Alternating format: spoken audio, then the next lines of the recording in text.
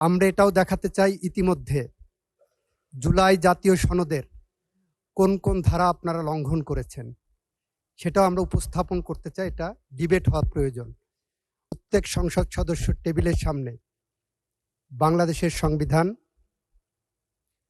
জুলাই সনদ, এই বাস্তবায়ন আদেশ এবং গণভোট অধ্যাদেশ, এই কয়েকটি কপি।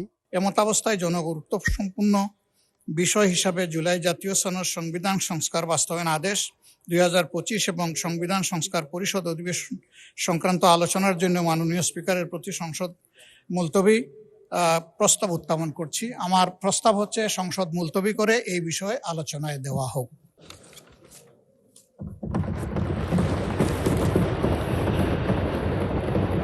ধন্যবাদ মাননীয় সদস্য।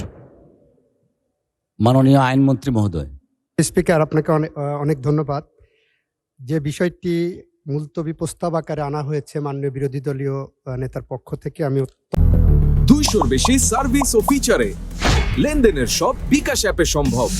অত্যন্ত যৌক্তিক এবং সময়োপযোগী একটি প্রস্তাবনা মনে করছি। এ বিষয়টি আলোচনার দাবি রাখে।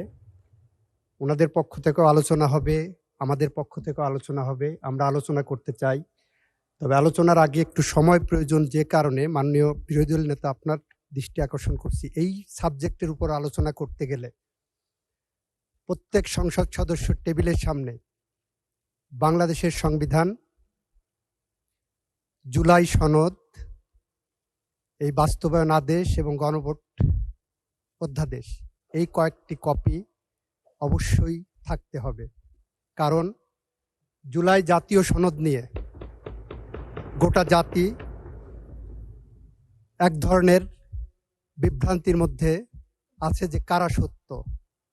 আমরা দেখাতে চাই, আমরাও চাই জুলাই জাতীয় সনদ বাস্তবায়ন হোক। আমরা জুলাই জাতীয় সনদ বাস্তবায়নের পথ ধরে হেঁটে চলেছি। আমরা জুলাই জাতীয় সনদের প্রত্যেকটি ধারা, উপধারা কিভাবে ধরে এগিয়ে চলেছি সেটা আমরা দেখাবো। যেমন সেই কারণে এই বইগুলো আপনাদের সামনে থাকা দরকার। অ্যাট দি সেম টাইম আমরা এটাও দেখাতে চাই ইতিমধ্যে জুলাই জাতীয় সনদের কোন কোন ধারা আপনারা লঙ্ঘন করেছেন সেটাও আমরা উপস্থাপন করতে চাই। এটা ডিবেট হওয়া প্রয়োজন।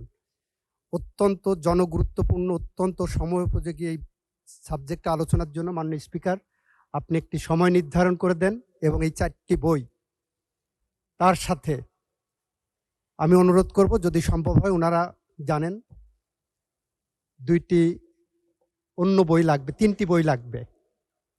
মদিনা সনদ,